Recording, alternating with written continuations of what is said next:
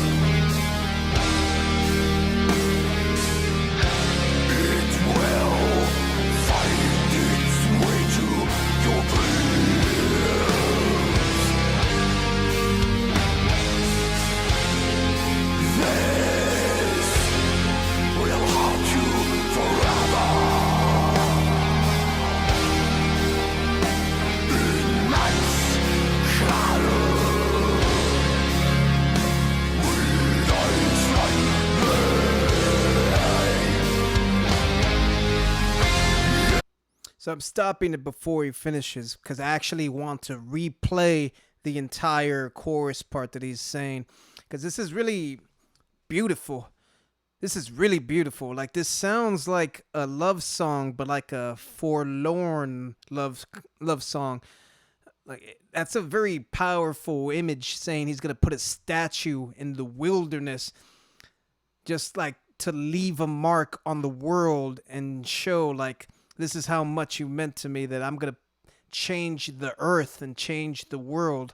Even though he's saying it's going to haunt you in your dreams, like she broke his heart or something. And I think there was a line earlier about how the rain is in your eyes, so it's like you're crying.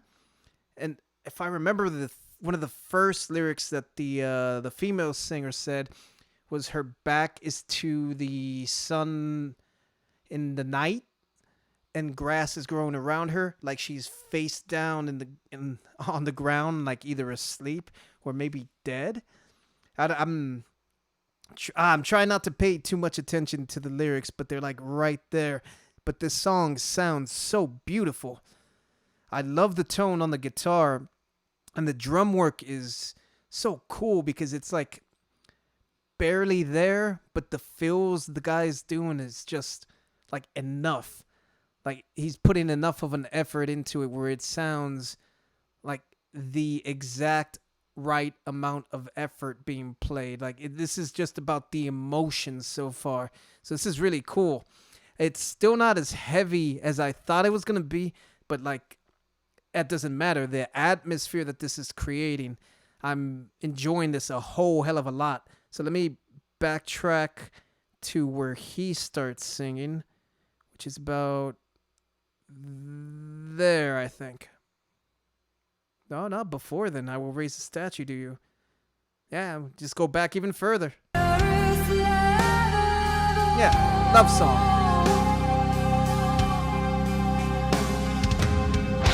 I will raise a statue in your wilderness. It will find its way to your breath.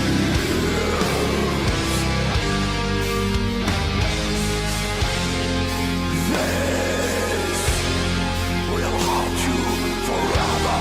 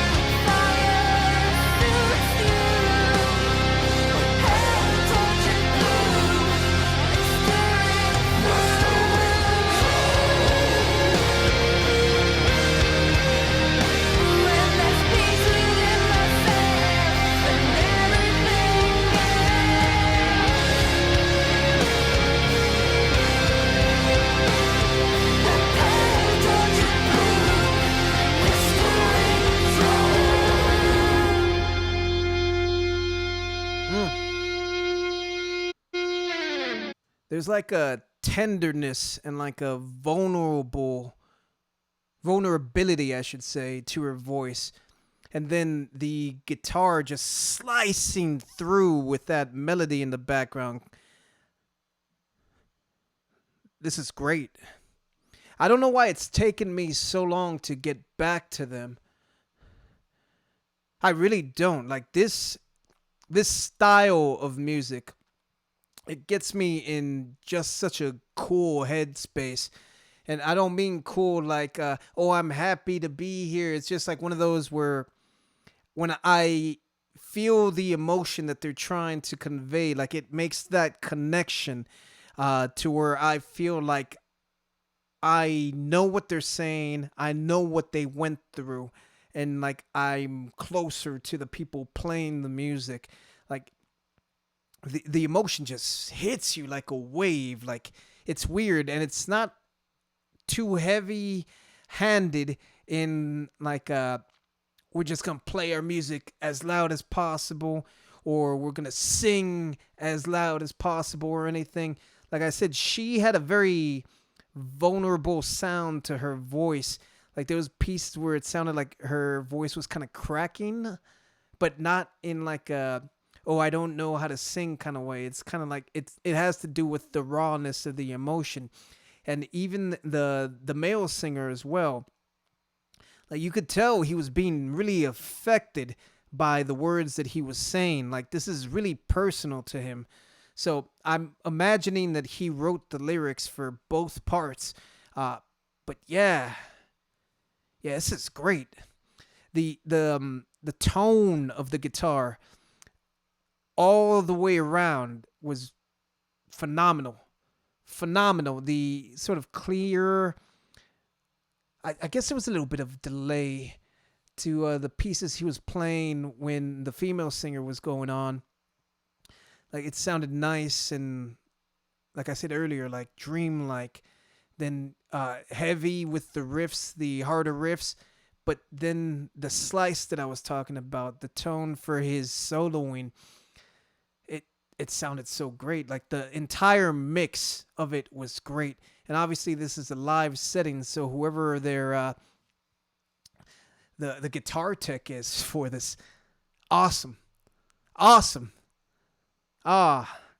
So it's been a while since I've listened to them, since I've reacted to them. This is only the second song, but they're going up on my list. Like they're going up a lot higher. I want to hear a lot more. Man,